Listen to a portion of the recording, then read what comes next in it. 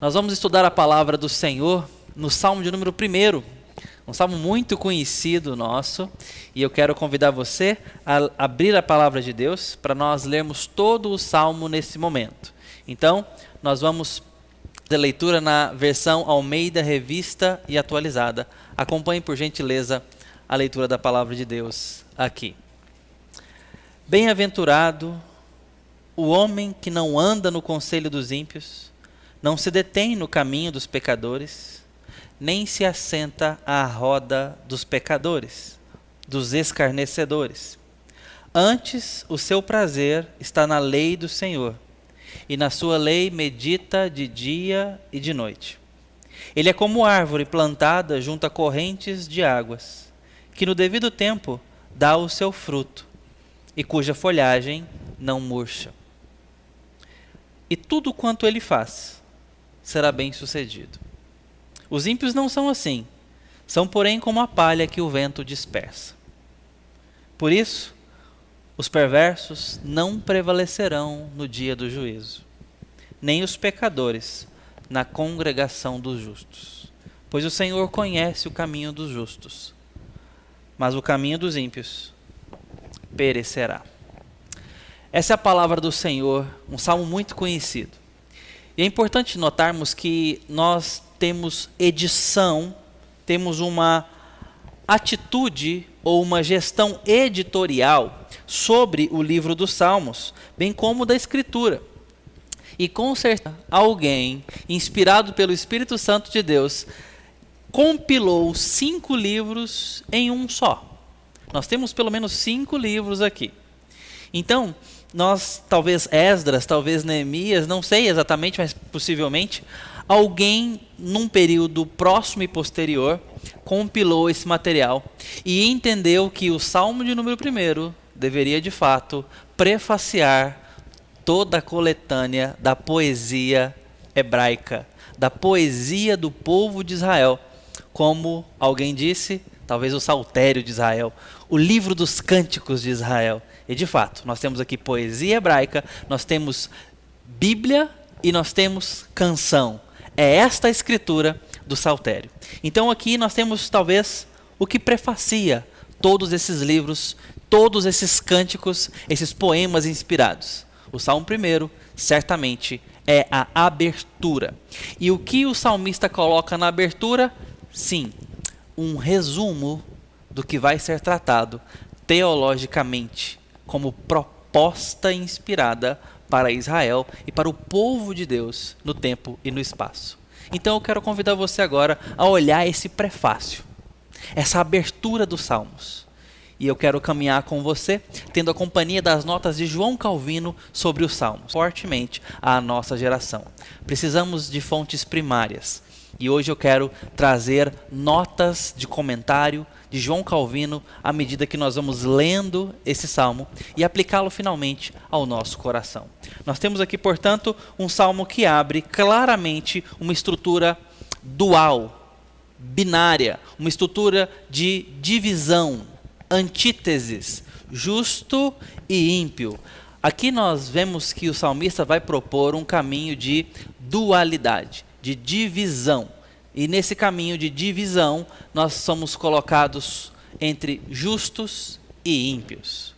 E o salmista quer fazer a proposta dele exatamente nessa estrutura de comparação, de distinção. Nós vamos perceber essa distinção percorrendo não apenas este salmo, bem como os outros salmos, vários deles, e também até o Novo Testamento. A linguagem de justo e ímpio, de joio e de trigo, de bodes e ovelhas, de luz e trevas, vai acompanhar a semântica bíblica até o livro de Apocalipse, o livro do encerramento. Então, isso de fato é uma linguagem que nós somos apresentados a ela aqui no Antigo Testamento, mas ela percorre a Escritura.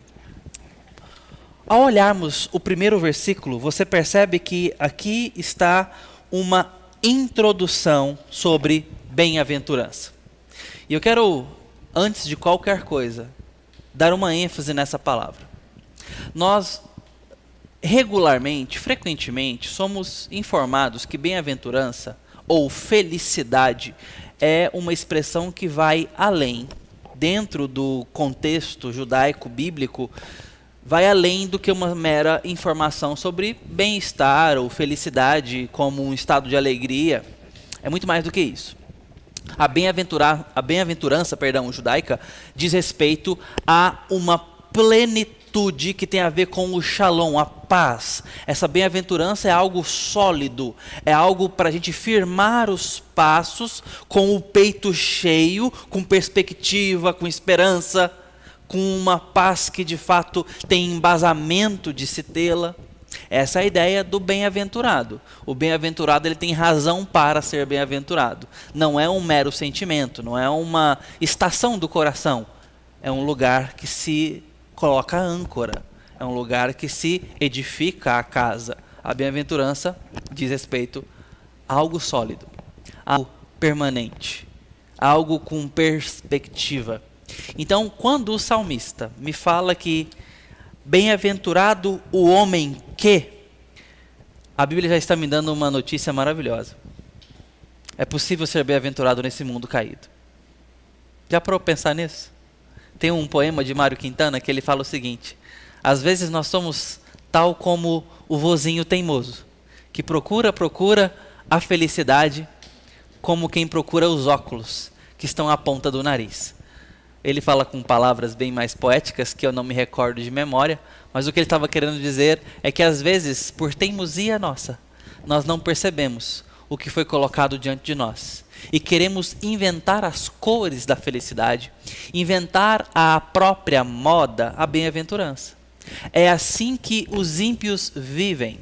É assim que o homem e a mulher sem Deus no mundo vivem, como que responsáveis por inventar a própria sorte, como que responsáveis por colorir a própria vida e ditar como é que se cria a própria felicidade, personalizada e a seu próprio modo. A Bíblia não nos ensina assim. A Bíblia nos diz que a bem-aventurança tem referência, tem origem. Ela tem localização, ela tem características no autor da vida. Então, quando o salmista me diz que bem-aventurado ele está me dizendo que existe a possibilidade de sermos bem-aventurados nessa vida de desventuranças mil. Mas também está me dizendo que bem-aventurado este, bem-aventurado esta que, ou seja, tem uma qualidade, tem um jeito, um caminho específico, que futuramente nós vamos entender que é um caminho, inclusive, muito estreito. É um caminho muito estreito, específico e, claro, único. Esse caminho está naquele que traz redenção ao mundo caído. O mundo desventurado em trevas, debaixo da maldição e da ira de Deus por conta do pecado, está sob restauração e sobre a agência do reino de Deus. E aquele que possui a bandeira da vitória, Cristo Jesus, está produzindo esta reforma cósmica, reformando a existência, a realidade, caminho exclusivo por onde se andar e ter vida, e vida verdadeiramente. Essa é a ideia de Jesus Cristo quando ele vem e se propõe como caminho, verdade e vida, o alfa e o ômega. Aqui nós percebemos que existe a possibilidade de sermos felizes. Mas essa felicidade tem endereço. Esta bem-aventurança tem qualidade específica. Se eu ignorar o endereço dela, eu vou bater em outra porta.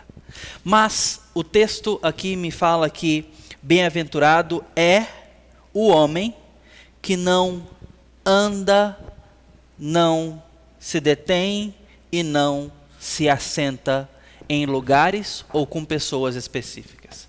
Então a primeira verdade desse texto, após nos sinalizar sobre a bem-aventurança e a felicidade, é sobre alguns dos quais devemos nos afastar, sobre um jeito do qual devo me afastar.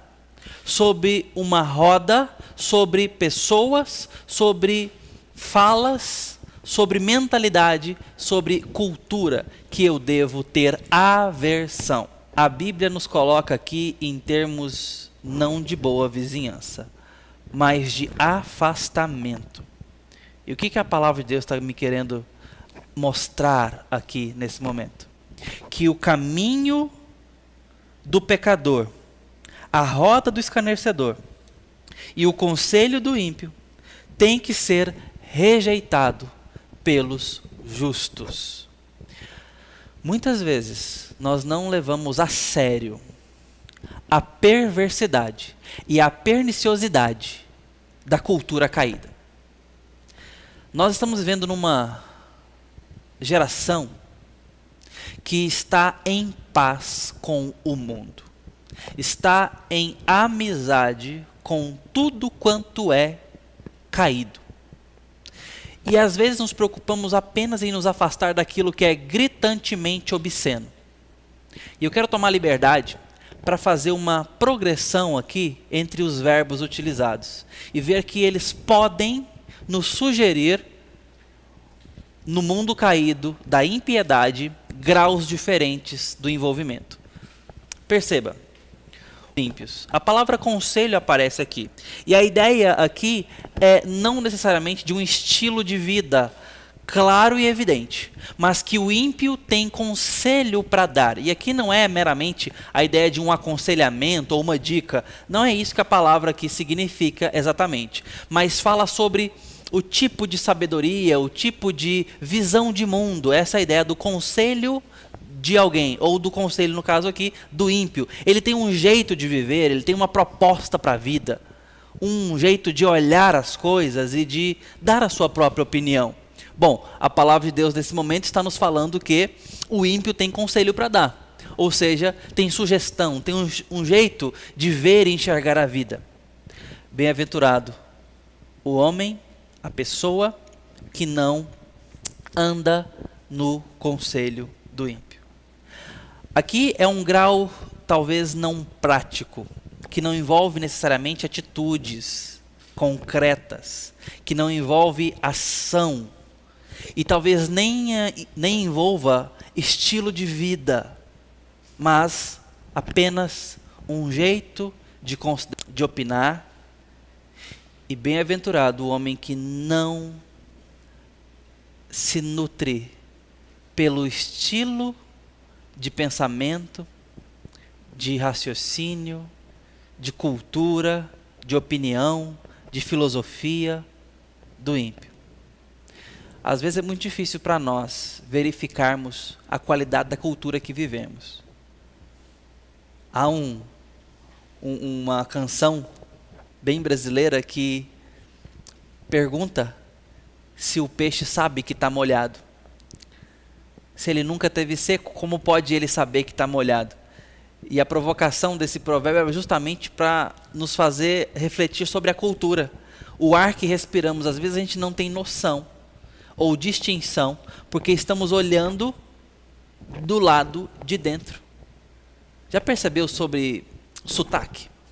Às vezes você sai do seu estado, aqui dentro do Brasil mesmo, e vai para outro estado. E ali fica muito evidente que as pessoas conversam muito diferente de você, o mesmo português que nós sabemos. E da mesma forma, elas percebem que nós falamos muito diferente de como elas falam. E temos a tendência de olhar como o outro errado, porque é diferente do que eu faço.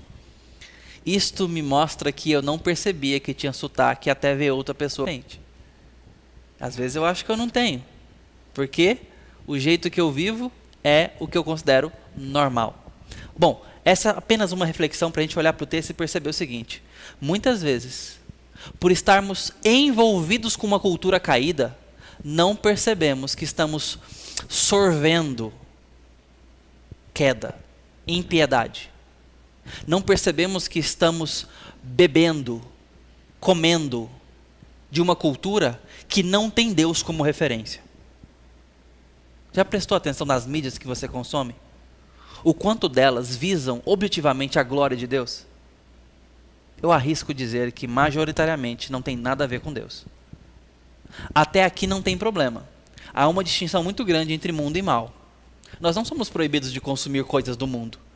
Somos proibidos de consumir coisas más, coisas caídas. O problema é que, justamente por às vezes estarmos tão imersos numa cultura apenas mundana e não necessariamente má, que não temos filtro para saber o que é bom e o que é mal. Não temos filtro para saber o que de fato não tem a ver com a glória de Deus e o que tem a ver com a glória de Deus. E por que às vezes o nosso filtro é tão vazado, é tão frágil, tão fraco? Por não termos referencial. Deixa eu te contar sobre uma entrevista que foi feita com um dos maiores analistas de notas falsas que tinha no Brasil.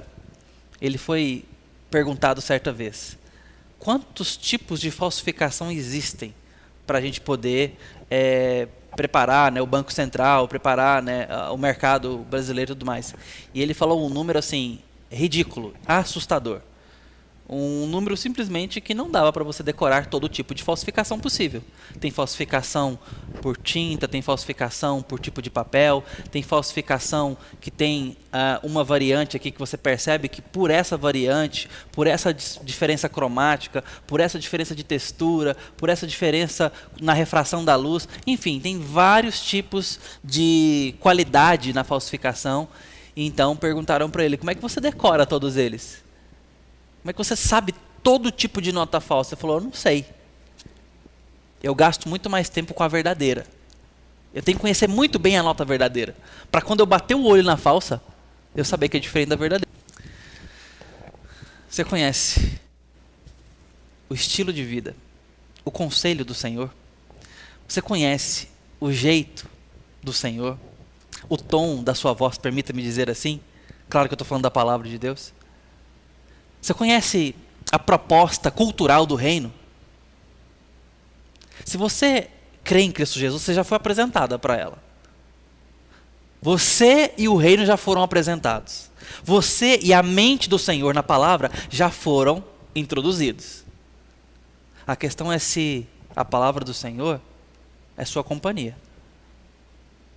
Se ela é um prato no qual você tem prazer de experimentar diariamente. Se você caminha com a mente de Cristo na palavra. Porque quando você bater o olho numa novela, quando você bater o olho num livro, quando você bater o olho num vídeo curto de 30 segundos no Instagram ou em qualquer outro lugar, se você está bem nutrido da palavra de Deus, se você tem prazer, rotina com a palavra de Deus, você vai saber sobre o que é mal. Você vai saber sobre o que é conselho ímpio caído. E você vai saber que isso está diferente do verdadeiro. Mas a palavra dá um passo a mais e diz sobre não se deter no caminho, nas veredas dos pecadores. E aqui é um passo a mais, eu considero, porque uma coisa é eu escutar um conselho, uma filosofia, um tipo de pensamento, como a gente analisou agora. Mas outra coisa, talvez um pouco mais comprometedora, e é nesse sentido que eu digo que tem um passo a mais, é me deter no caminho. E aqui a palavra, talvez no português mais direta com a palavra hebraica, seria essa ideia de vereda, porque tem a ver com estilo de vida, estilo de empreitada. No português a gente usa bastante isso. Fala assim sobre que alguém vive fazendo tal coisa. Este verbo viver tem a ver com hábito. E a gente usa também o verbo andar para expressar a mesma coisa. Como que você anda nesses dias? Como é que você tem andado esses dias? Não tem pernas, tem a ver com a pergunta, tem a ver com a vida. Como é que tem sido esses dias? Como é que você está indo? Como é que você está levando? Não é verdade? A gente usa essa dinâmica das palavras. Eu andava sempre ansioso. Hoje eu não ando mais assim. A ideia é como eu estou levando a vida, como eu estou vivendo. Essa dinâmica funciona no hebraico. Mas para o hebreu e para a língua, é muito mais sugestivo do que isso, porque o peso para as pernas em relação à vida é muito mais abrangente. Por exemplo, a lâmpada que a palavra é, para o mundo hebreu, é para os pés. Lâmpada para os meus pés é a tua palavra e luz para o meu caminho, diz o salmista. Então, a ideia de ter a palavra recebida é que ela é lanterna para a forma que eu ando. E ele está falando sobre forma de viver, envolvendo os pensamentos, as decisões, tudo mais. Ele também considera que conversão, mudança da vida e do coração, tem a ver com os pés. Porque a palavra hebraica yeshuv, que é conversão, tem a ver com virar os pés 180 graus. É para educar o filho no caminho, é para instruí-lo no caminho, andando. Enfim, a palavra de Deus fala bastante no mundo hebraico, no Antigo Testamento, sobre os pés. E o mundo judeu continua com esse pensamento ao falar como formosos são os pés, os que anunciam coisas boas. A ideia é como que a vida é levada pelos pés, pelo caminho. O salmista está trazendo essa semântica aqui, colocando sua poesia em questão para nos avisar sobre um estilo de vida, uma perspectiva de vida e um jeito de levar a vida ou andar ímpio, em pecado. Ou seja, desconsiderando veladamente ou deliberadamente o conselho de Deus. Bem-aventurado o homem que não anda no caminho do jeito dos pecadores. Aqui tem a ver com o jeito que você leva a vida.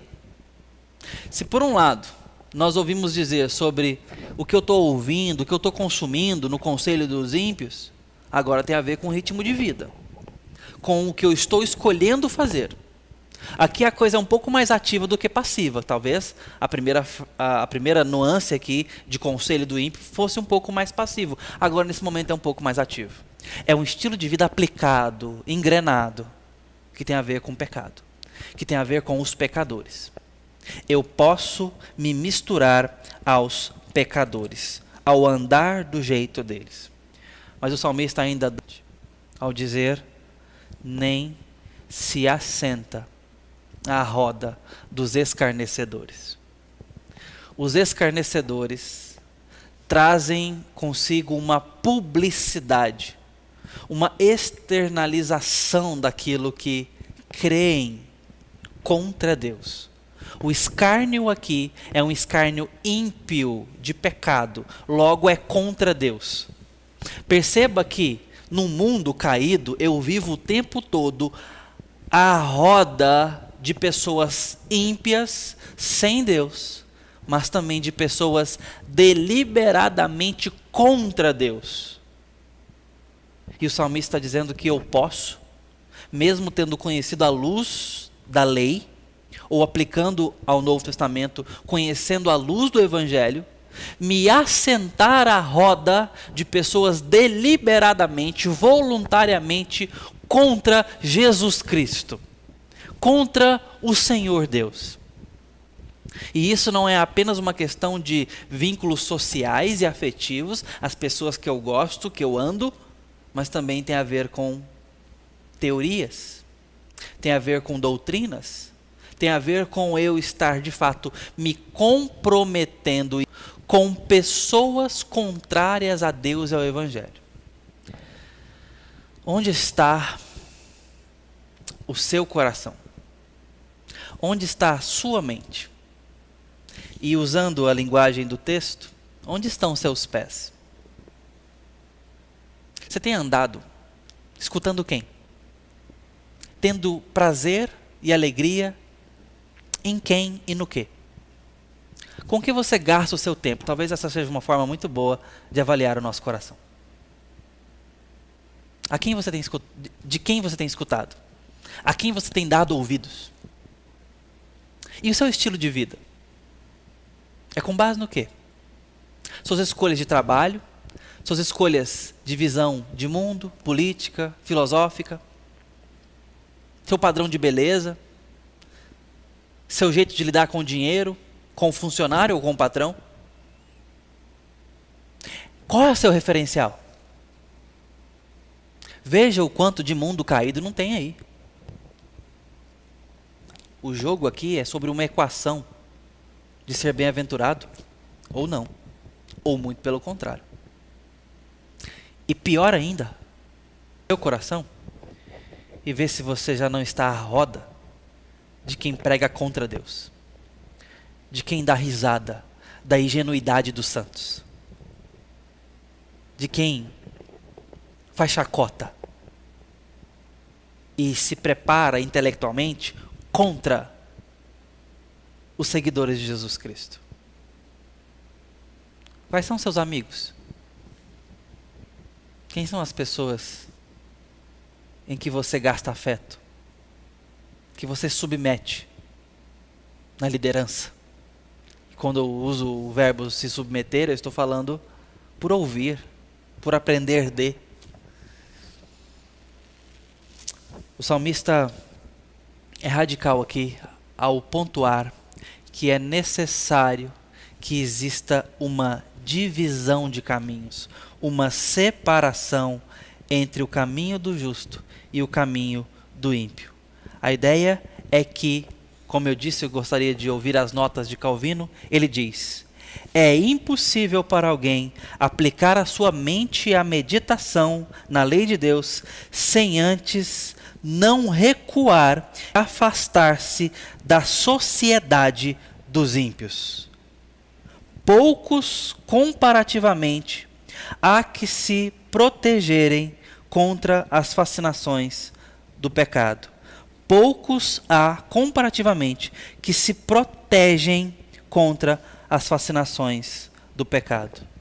O primeiro passo para eu avaliar o próprio coração e trilhar um caminho de bem-aventurança na luz da palavra de Deus tem a ver com a renúncia da companhia dos ímpios, porque de outra sorte é inevitável que nos contaminemos com sua própria poluição. Calvino traz luz a esse texto dizendo o seguinte: ou você faz uma renúncia da companhia dos ímpios, ou você vai se contaminar. Pastor, mas eu não devo amar o pecador? Eu não devo alcançá-lo? Jesus não se assentou com os pecadores? Não caminhou ali com a prostituta, com pessoas excluídas, caídas e pregou para elas? Sim, Jesus fez isso e nos deu exemplo. Jesus é missionário de Deus. Ele veio em missão. E a sua vida era para pregar o evangelho e resgatar o perdido. Agora,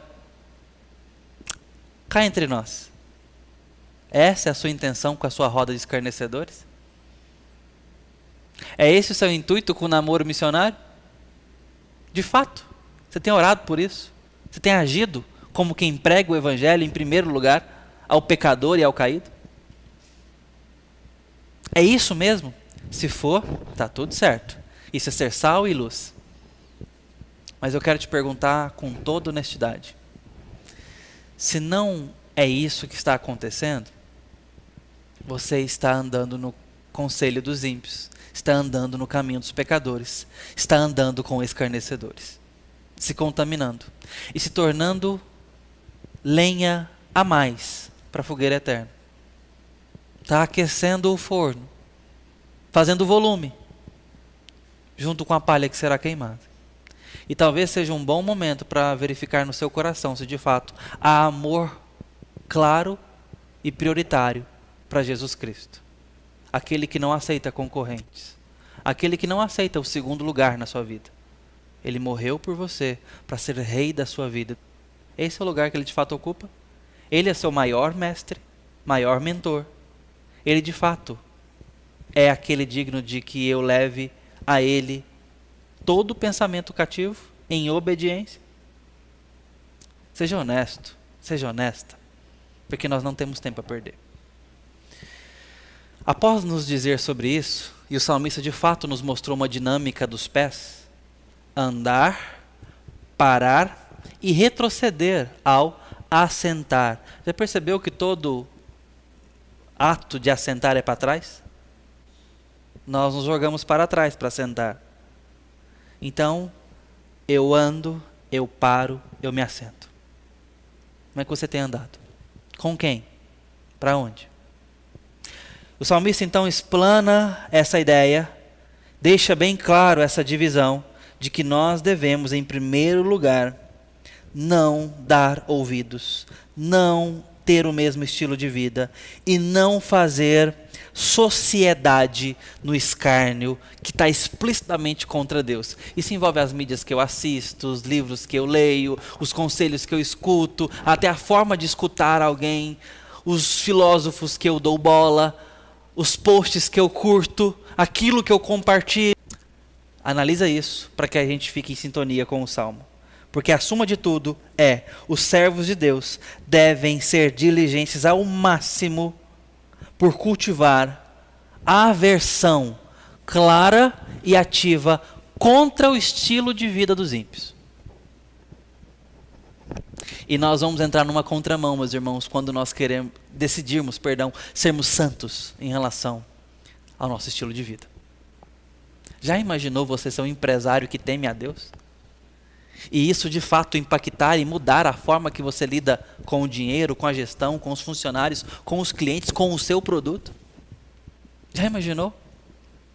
Num primeiro momento você pode perceber que está perdendo, porque não é a filosofia mundana, caída e ímpia sem Deus no mundo. Já imaginou você ser um funcionário que teme a Deus? Já imaginou a Bíblia ser o relógio que conta as horas do seu trabalho?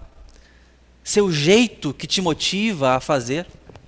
Efésios fala isso para nós. Paulo diz para os servos trabalharem, no caso a gente pode aplicar aos empregados, trabalharem como se estivessem servindo a Cristo. Não para agradar homens, mas para agradar a Deus. Já imaginou o zelo que você teria com o horário, com o capricho, com o ânimo para receber o seu sustento? Já imaginou você servir a Deus no seu namoro, noivado e casamento? Se preocupar com o que Deus se preocupa ao se relacionar com o outro? E até com quem se relacionar? Visando agradar a Deus em primeiro lugar. Já imaginou criar os seus filhos assim? Pensar no seu sustento assim? Pensar na sua perspectiva assim? Mas eu quero te dizer que nada disso será possível se você não for encaminhado para o versículo de número 2, que diz assim: Ele é como antes o seu prazer está na lei do Senhor, e na sua lei medita de dia e de noite. Antes o seu prazer está na lei do Senhor. A ideia é que existe prazer envolvido, existe amor envolvido. Se eu amo a Deus, eu amo a sua lei. E lei aqui é uma palavra representante de toda a Escritura. Embora a Escritura não tivesse futura pronta, obviamente está representando tudo isso, e depois a gente vê nos olhos de Jesus que essa é a ideia, essa é a semântica. Essa é a linguagem que Jesus usa para falar da Escritura. A lei é representante aqui da vontade de Deus dada ao homem. E nesse caso aqui, o justo, o bem-aventurado, tem prazer na lei do Senhor. Nós não vamos fazer aquilo que nós não temos prazer. Só faremos se formos obrigados, como muitas vezes somos indispostos a trabalhar, a estudar. O filho que é indisposto a comer certo tipo de comida, a ter que dormir em certo horário. Nós somos indispostos, mas somos obrigados pelas forças da vez. Às vezes é na escola, às vezes é como um adolescente em casa, às vezes é como um adulto que tem um patrão. Um marido que tem uma esposa. Nós temos nossas forças aí, né? Nossas autoridades. Muito bem. Nesse caso aqui nós estamos diante de fazer algo por prazer, não por obrigação. Deus não tem deleite no serviço sem prazer. Então não se engane. Nós não obedecemos a Deus cumprindo tabela. Esqueci de ler um versículo hoje, eu tenho que ler um versículo por dia. Ó Deus, me perdoa aí. Irmão, não é disso que Ele tem que te perdoar, não. Ele precisa nos perdoar, ou nós precisamos ser perdoados, de não ter prazer na palavra dEle. Se nós não temos gastado tempo é porque não temos prazer. Já tempo? Maratonou, como se diz? Já gastou tempo, inclusive, de um livro que você descobriu e o leu de capa a capa em pouco tempo, porque gostou demais? Saiu agora um filme de super-heróis, corte do diretor com 4 horas de duração, envolvendo Super-Homem, Batman, essa turma toda. 4 horas de duração. Eu tenho certeza que algumas pessoas assistiram 4 horas ininterruptas sem desgrudar os olhos. Por quê? Prazer. Deleite. A gente faz o que gosta. Já sentiu saudade de alguém? E não viu a hora de passar tempo junto? Deleite. Prazer. Você tem algum hobby? Gasta tempo com isso? Não vê a hora de sair do trabalho ou mesmo sair de férias e poder se dedicar a esse hobby? Deleite. Prazer. Nós fazemos tudo o que nos dá prazer e arrumamos tempo para isso. Infelizmente, muitos de nós, na maior parte do tempo, não temos tido prazer na lei do Senhor e na meditação dela, dia e noite. Porque essa é a consequência de ter deleite. A meditação nela, o deleitar-se nela, estar com ela de dia e de noite. Aqui é que se eu amo, se eu me deleito, eu vou lê-la. O estudo da lei, diz Calvino, como sendo a marca da piedade, nos ensina que Deus só é corretamente servido quando sua lei for obedecida. Não se deixa a cada um a liberdade de codificar um sistema de religião ao sabor da própria inclinação, senão que o padrão da piedade deve ser tomado unicamente da palavra de Deus. Não está ao sabor da própria vontade. Eu não sirvo Deus à minha maneira. Eu não personalizo a minha obediência, a minha abordagem, o meu cristianismo. Você não tem que ter para você que Deus é assim, ou que a vida de Deus é assim. Irmãos, eu parei ontem para tirar um tempinho, minha esposa e eu, para levarmos o nosso filho para o parque. Nos assentamos ali enquanto ele brincava de bola, e a gente se revezava ali, um corria um pouquinho com ele, depois o outro corria. E ao lado nosso tinha 2 casais, sentados ali, meio que numa pegada de piquenique também, e eles conversavam sobre Deus, dentre outros assuntos. E eles entraram numa vereda teológica completamente alheia à palavra de Deus. E não se preocupem, eu não os interrompi, lógica para eles, nem citei Calvino, mas a ideia é que eles estavam falando ali completamente desassociados da Escritura sobre como Deus conduz o destino das pessoas. Aliás, na conclusão deles, como Deus não conduz o destino de ninguém. Como Deus de fato governa com o final das contas. Até lá, existem 1001 possibilidades de se viver, ou da forma que nós quisermos viver, e umas vão ser mais custosas, outras menos. Mas o fato é que, no final das contas, Deus vai dar um amarramento em todas as coisas ali e tudo mais. É aquela velha discussão, é bem antiga, sobre livre-arbítrio e tudo mais, e etc. Irmãos, não existem 1001 formas para se chegar a Deus, nem para se viver com Ele, e nem para agradá-lo. Apenas um caminho leva para Deus. E esse caminho é a doutrina de Jesus Cristo. É estar sujeito a Jesus Cristo. E o justo é aquele que tem prazer na lei do Senhor, completa, não parcialmente. É por isso que Jesus Cristo diz o seguinte: aquele que crê em mim, com culturas do seu interior fluirão rios de água viva. Como é que anda o seu prazer na palavra de Deus? Não está na hora da gente conversar sobre isso e quem sabe fazer um voto novo e um compromisso novo de começar a ler a Bíblia? Essa semana eu fui surpreendido por uma amiga que disse: pastor, eu estou querendo ler a Bíblia, que eu nunca li a Bíblia inteira. Você me ajuda? Você tem alguma indicação para me dar? É uma jovem, então eu falei: você tem algum aplicativo bíblico? Eu não gosto de ler no aplicativo. Eu falei: não, é para você poder fazer uma progressão, um agendamento, para você ir vendo os versículos que já leu, os capítulos que já leu. A gente monta um programa bíblico E vai ser bem bacana para você ir se motivando ali. Ah, irmãos, como eu queria que mais gente tivesse esse desejo. Olha, eu nunca li a Bíblia, fico até com vergonha de falar. Foi o que ela me disse. Eu falei, olha, vergonha tem que ter quem não lê, nunca leu e não está preocupado. É uma clara demonstração de que não tem prazer na lei do Senhor. Muito menos medita nela dia e noite. Eu quero te encorajar, alertar sobre isso. O prefácio dos Salmos fala sobre vidas completamente opostas. O restante do Salmo, que nós vamos ler agora para encerrar, é justamente ilustrando como são e o que acontece com cada um. Mas até aqui foi uma grave exortação sobre quem são as únicas duas possibilidades de pessoas nesse mundo: ímpios e justos. Usando uma linguagem teológica para ficar bem claro, ímpios ou justificados, perdoados, alcançados pelo Evangelho. De que lado você está? O Salmo ilustra como evidência dos justificados, dos santos, do povo que está do lado de Deus, como aqueles que amam a palavra de Deus. Não tem como agradar a Deus sem a sua palavra. O restante do texto, portanto, ilustra, dizendo: o justo é como árvore, forte, alta, assim que é uma árvore, complexa, plantada junto a correntes de água.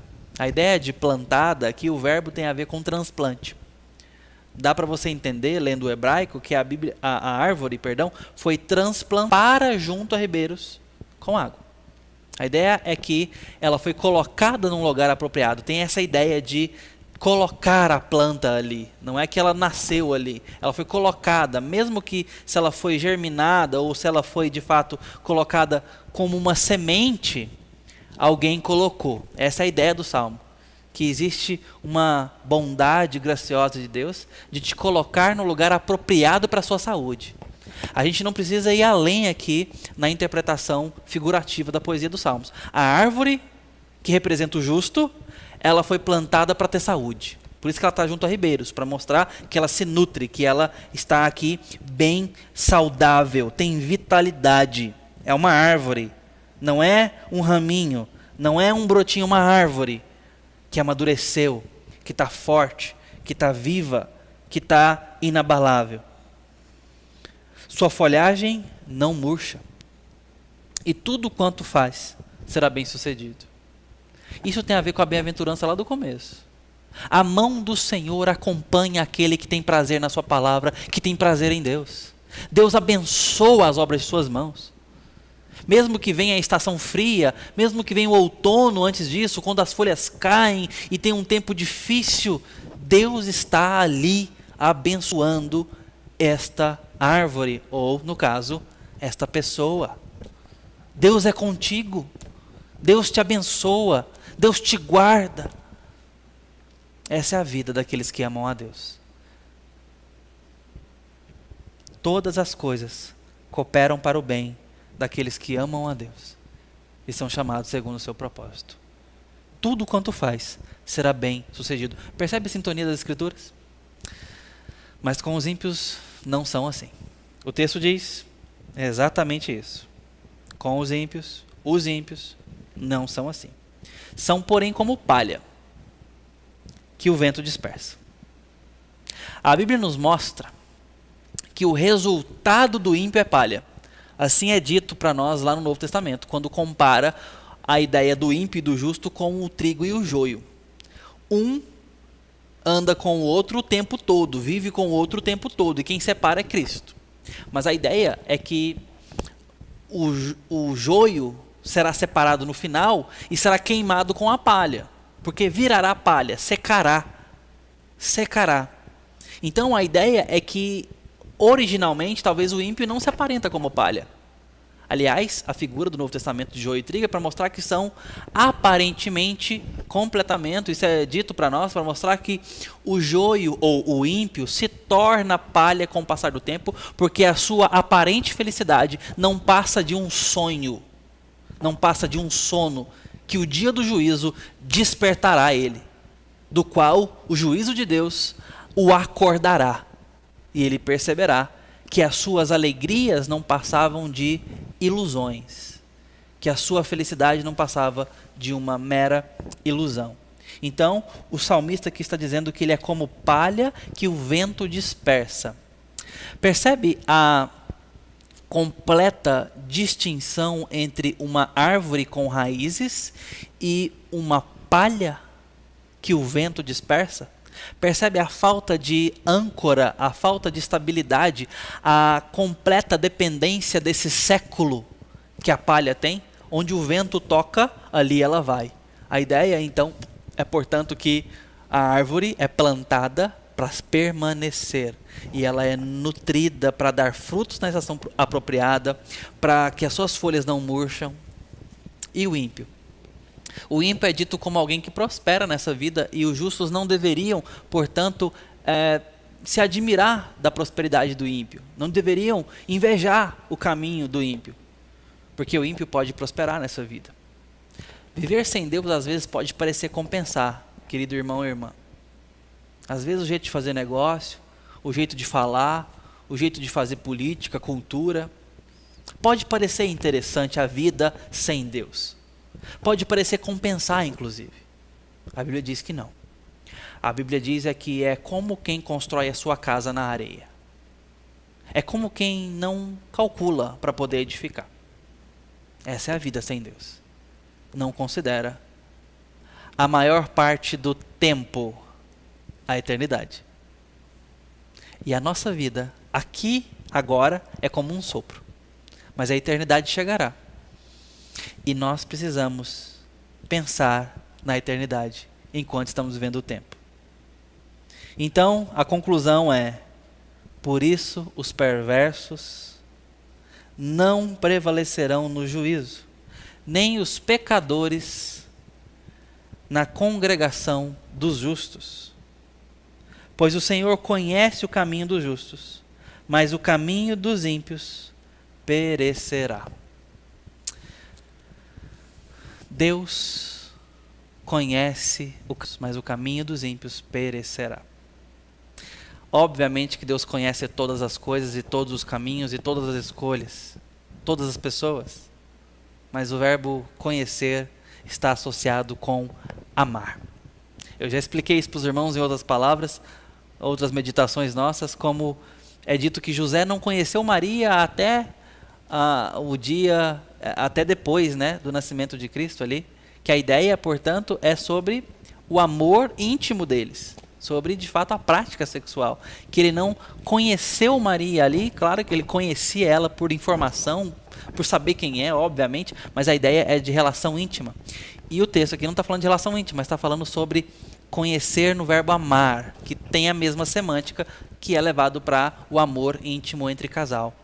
Então aqui a palavra de Deus usa esse verbo amar para isso, para dizer que o fato de Deus amar o caminho dos ímpios, amar o caminho dos justos, perdão, vai fazer com que eles prevaleçam no dia que chegará, o dia de Cristo Jesus. Mas o ímpio não prevalecerá no dia do juízo. É uma ideia de manutenção, é uma ideia de prevalecer. Eu quero encerrar perguntando a você, portanto, você está preparado para o dia de Cristo Jesus? O dia do juízo? Você estará junto às ovelhas de Deus? Você será ajuntado com o rebanho de Deus? Ou corre risco de ser colocado como os bodes e ouvir de Jesus: apartai-vos de mim, porque eu nunca vos conheci? Onde você está? Quem é você? Justo ou ímpio? Se você respondeu justo, eu quero que você dê uma boa analisada na sua vida, nas suas escolhas, na sua cultura de vida. E, por último, que você avalie o quanto tem amado a palavra de Deus. Como é que eu sei que eu amo a palavra de Deus? Não é por sentimentos, é por prática. Se você tem desejado ler a palavra de Deus, eu quero te dizer que há tempo, hoje, para você renovar o seu compromisso diante da palavra de Deus. Vamos fazer um compromisso? Quer fazer um compromisso? Vamos escolher um livro bíblico. Que venha um livro na sua mente. Você vai ler esse livro todo. Vai orar nas partes lidas. E esse é o nosso compromisso, no seu coração por Ele. Pedindo a Deus que te aprofunde o relacionamento de amor com Cristo Jesus e sua palavra. Que a palavra de Deus fale poderosamente com você, transforme sua mente, seu coração. E gere todo o fruto que tem para gerar. Para que do nosso interior flua rios de água viva. Um livro, que tal? Quer uma sugestão? Está perdido? Sei lá, vamos para o Evangelho de João. Que tal? É um belo livro para a gente ler. Não é um bom começo por progressão se você nunca leu a Bíblia, porque tem uma linguagem teológica até um pouco mais considerável. Mas vamos considerar o Evangelho de João? Tem partes ali tão poderosas para a nossa devocional. Que tal? Um compromisso desse? Simples, mas eu quero te dizer. A sua carne não quer, os ímpios não querem, o mundo não quer, o diabo não quer. Resta você querer e o Espírito Santo te conduzir para isso. Que Deus te abençoe assim. Rompa com a impiedade. Rompa com o conselho dos ímpios. Rompa com o jeito de viver dos pecadores. E pelo amor de Deus, se levanta da roda dos escarnecedores contra Cristo Jesus. Se proteja. Anda com quem ama a Deus. Para que você possa amar a Deus mais ainda. E possa ter cada vez mais certeza que estará na Assembleia dos Justos. Que Deus te abençoe. Nós vamos pedir a graça do Senhor agora sobre você e sobre a nossa vida. Ó Deus bendito, em nome de Jesus, nós pedimos a Tua graça e a Tua bênção sobre todos nós. Te pedimos, ó Deus, que o Senhor nos abençoe, nos dando mais amor pela Tua palavra e prazer nela, para Te honrarmos e para também sermos bem-aventurados. Te pedimos perdão por toda a cultura sorvida e absorvida do mundo caído. Purifica-nos e nos dê filtro com a malha do Evangelho. Nos dê, ó Deus, capacidade de ter discernimento e coragem para rejeitar tudo aquilo que não está alinhado contigo. Em nome de Jesus, abençoa-nos a amar o Senhor a ponto de obedecê-lo. Amém. Que Deus te abençoe e te dê uma semana de graça.